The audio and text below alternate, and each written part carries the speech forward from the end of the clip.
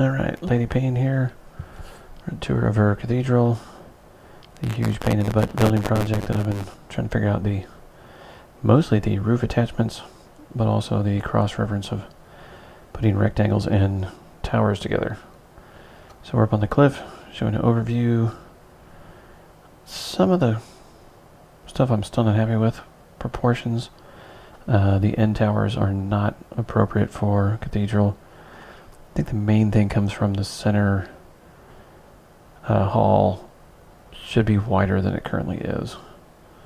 And then they really shouldn't have balconies on top. They were a nice idea when I was building them. They don't work aesthetically, nor do they match cathedrals. To see about that. Alright, you can see I managed to kind of come up with buttresses. The flying element for support that was originally on cathedrals, using door frames and the little angle pieces. Actually, it kind of works out. I had a big trouble getting the rounded end of the cathedral to match with the straight edge of the main hall.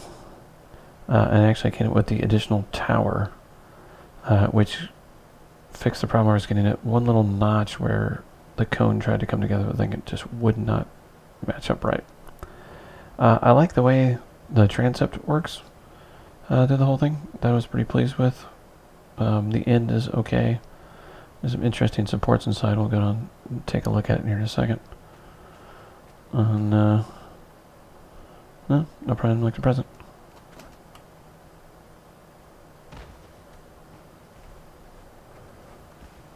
So, not sure about all door frames around the top. If I went back, I'd probably do half and half. To give kind of the idea of the exposed bell tower, but without really that much exposure. And we'll go to the back door that normally wouldn't be here. And into the throne area. To get the main tower with enough support, I had to have the walls come out and give enough, so I didn't have to come on. So this actual ledge right here is just for aesthetics. I could make a bigger open hall, but kind of like having something there. Oh yeah, when you're cheating, you can put black ice foundations in to make for a cool aesthetic. Again, the game doesn't have arches, so I made liberal use of the door frames, which is not ideal because they don't have smooth edges, and I wasn't very careful about putting them in front to back. I was trying different ones.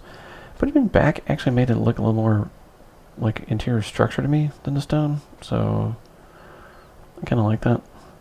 I realized after I'd built most of it that I didn't have a way up into the balcony, so this was my current solution. I'm not real happy with it because normally these transepts are open to show usually where other pilgrimages or shrines and whatnot are placed. The religious things are actually too big to fit in here. They're enormous. So we've got these walls are necessary for support. Otherwise I couldn't get all the roof panels to click into place. As it turned out to, I kind of like it. It makes for a cool little support area. Again, wish we had arches. I mixed up the frames versus the doors to see what they were, since I just felt like I was using too many door frames. Oh, and of course the fences for railings.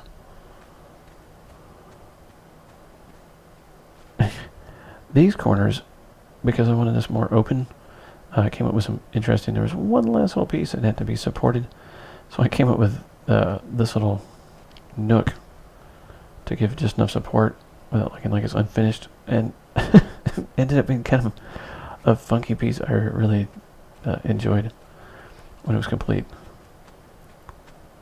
I thought about putting the stairs at this end, but because, well, here you can see the floor pattern. To get the round area to transition into a straight line, I had to come up the sphere, the circle with the wedge pieces with only a single square block down the center, which was fine for the transept. I just basically, transitioned into squares, and it really wasn't an issue for the roof at this point. At the end, though, I could not come up with a flush finale for the end, so I've got a little dip in notch to the end, which again, aesthetically, first I didn't like, but I put these additional crazy like ridge towers along the edge, and kind of like the effect. Oh, check it out! All the little crenels turned out to be really cool for this. So, not being able to do a square end. I didn't have really a place where the stairs attached where I like them. But I kind of dig this area. There's a lot of little corners and effects that I dig. I might put angles here to finish this off. It looks a little rough, just open. Well, the towers, like I said, are identical on either side. I made them 3x3 because I wanted to have kind of a circular staircase vibe to it. But they end up being big. I like that, like, these could be used for crafting stations. There's like 3 or 4 floors on each side that could be used for other stuff without being in the way of kind of the ceremonial religious area of the cathedral. But the towers are just too big for the rest of the structure. They're just not correct aesthetically. So we come up, we've got little guard towers at the aforementioned overlooks. Nope, I played around with hatches and ladders. And this bridge is also too high. The traditional cathedrals, the bridge is maybe 2/3 of the way up. And I thought this would kind of be where it was. I was building a tower, but I wasn't paying attention. And if I built more on top of these, they'd really be out of sync with the rest of the cathedral. So this should really be down a couple levels. Maybe 1 level. Here's more of the crenels we talked about, which I'm really digging in the game. I want to build someplace with these.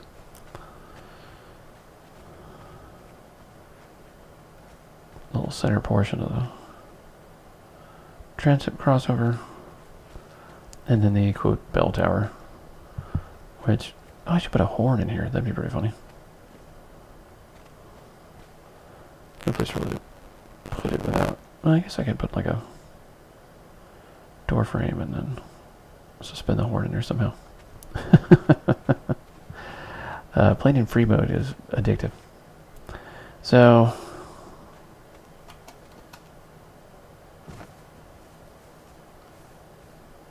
there's the rough outlines of Super Cathedral. I learned a lot about putting roofs on stuff, comparing the things.